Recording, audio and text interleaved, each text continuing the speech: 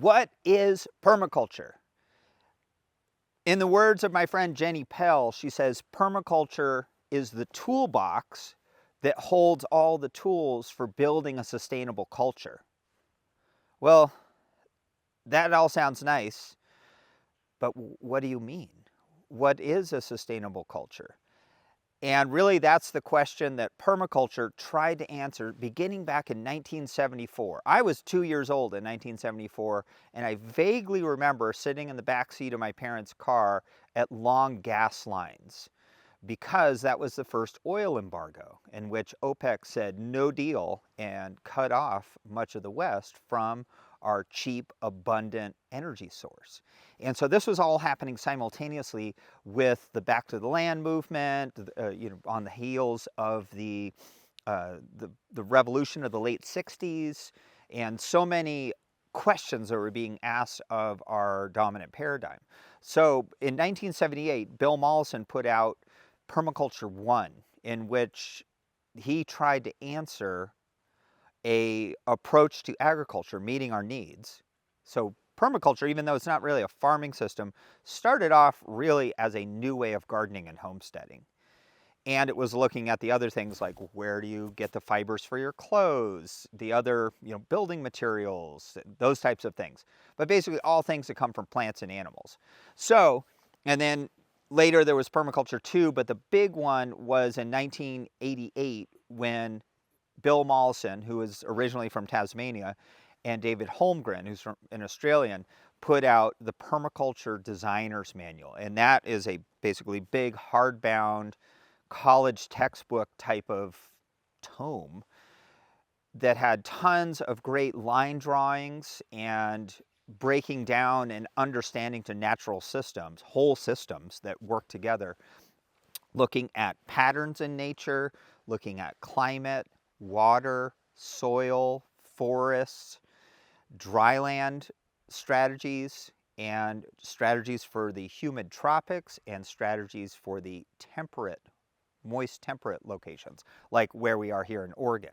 So these are patterns, and a lot of the approach to permaculture came about through Bill Mollison having traveled around the world as a biologist and learning from indigenous people. So nowadays you'll see in various podcasts and writings and YouTube videos, that kind of thing, people saying, oh, permaculture is just ripping off from indigenous people. But the way I see it, culture is like a game of telephone. We look at the successful models that other people are doing, and then we emulate them. For instance, the tea ceremony started in China and then moved to Japan and achieved another level of refinement. Or corn and beans and squash are all crops that originated from the subtropical Mexican highlands near Oaxaca, Mexico. But when they made their way into the desert southwest of the United States or up into the northeast of the United States, they evolved into what we know of as these Three Sisters approaches. Everything's evolving like that. So Bill Mollison, through traveling around every continent except Antarctica, looked at the successful models where people were able to meet their needs working within natural systems in harmonious relationships with the land over time. So, one of the phrases I always love from Bill Mollison, when I got to see him speak for the first time, I believe it was 1994, at the Ecological Farming Conference at Asilomar in California, he said the human footprint is forest, field, plow, desert. And much of our agriculture, when we scaled it outside of what you could do with your own hands and simple hand tools, we began to degrade the land. We cut down the forests, we plow up the land, we mineralize the soil organic matter, and then we eventually exhaust the soil and have to move on.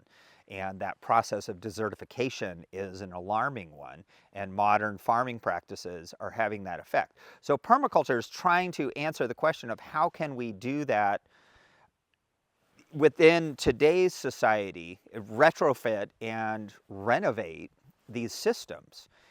And what's confusing, I think, for most people when they enter this space of what is permaculture is there's a lot of people that have been trying to co-opt this word, much like the word regenerative. And I created another video about the myths of regenerative agriculture because it's such a buzzword nowadays. So there's a whole movement that's a bit adjunct to permaculture of social permaculture.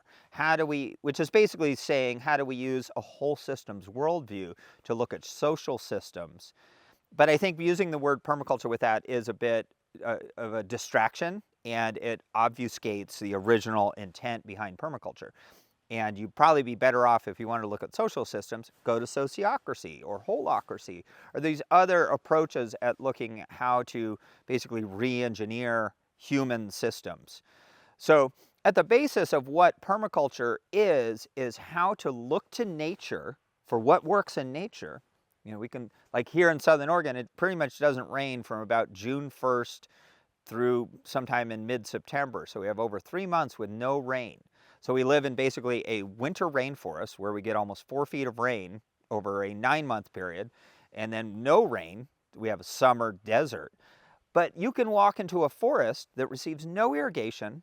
Nobody's making compost. Nobody's fertilizing it, weeding it, using insecticides or something like that, and yet there can be trees that are 6 feet in diameter thriving and all this abundant vegetation. So if we want to model that in our agro ecosystems, then we want to model our systems off of perennials. And so I think in permaculture, it's important to remember what you design from patterns to details, and that's a whole system approach where you zoom out. But in American ways of thinking or Western thinking, we tend to start with the details and say, oh, you have a cough, you need to take this cough syrup, rather than look at like, well, what's your diet, or what are you drinking enough water, these kind of larger systemic things. So permaculture is basically a new way of seeing, and I would say it's a more Eastern way of seeing, from the whole down to the parts, rather than building from the parts outwards. So that's a key thing. And then once you get that down, then the rest of it all just makes sense because you can look at the landscape. But basically permaculture is how to meet the needs of humanity without degrading the landscape and ultimately increasing productivity, water storage, fertility, the overall thriving of the entire system by using the readily available local resources. That's permaculture at the most basic thing. It's mostly about agriculture, and agriculture in the broad sense that would include fiber crops for clothing and also wood for building and all the other things that we use trees for. And really understanding it all in the context of a watershed. How do you increase the total productive capacity of the watershed while meeting your needs within it? So we'll get into in our next video some of the speed bumps that you might encounter in trying to apply this way of thinking in our modern context. So stay tuned.